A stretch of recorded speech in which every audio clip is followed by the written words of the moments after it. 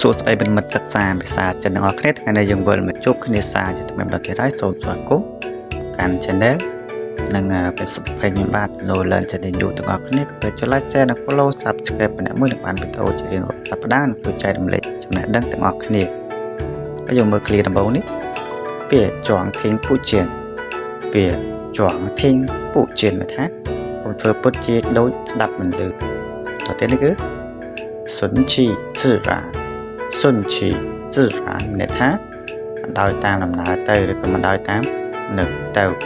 顺其自然តទៅនេះគឺនេះពាក្យជួយអ៊ីងនេះពាក្យជួយអ៊ីងមានថាអ្នកកុំមាត់រឹងអីអ្នកកុំមាត់រឹងអី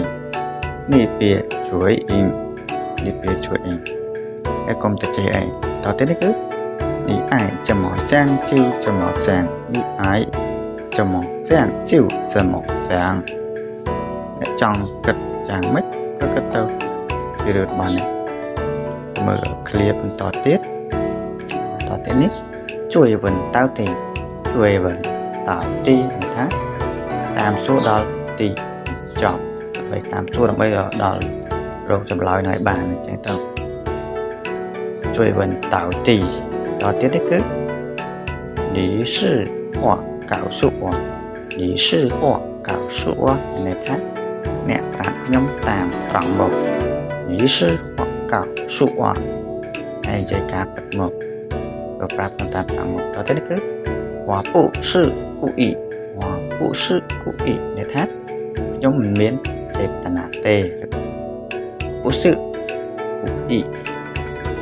ខ្ញុំមិនមានចេតនាទៅលើអ្នកទេតែនេះគឺ你能理解我吗你能理解我吗ថាអ្នកអាចយល់ពីខ្ញុំបានអត់អ្នកអាចយល់ពីខ្ញុំបានអត់ទៅអាចដឹងពីខ្ញុំធ្វើទៅអ្នកតែអត់អញ្ចឹងទៅតទៅនេះគឺ你拿错手机了你拿错手机了នោះថាអ្នកយកទូរស័ព្ទច្រឡំហើយ你拿错手机了តទៀត我早知道了我早知道了នេះថាខ្ញុំដឹងតាំងពីយូរមកម្លេះឬខ្ញុំដឹងតាំងពីដំបូងមកម្លេះ我早知道了这里个你为什么要这么做你为什么要这么做នេះថា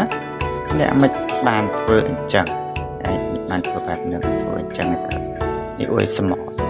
要这么做មើលឃ្លាបន្តទៀតនេះគឺ你千万别这么想你千万别这么想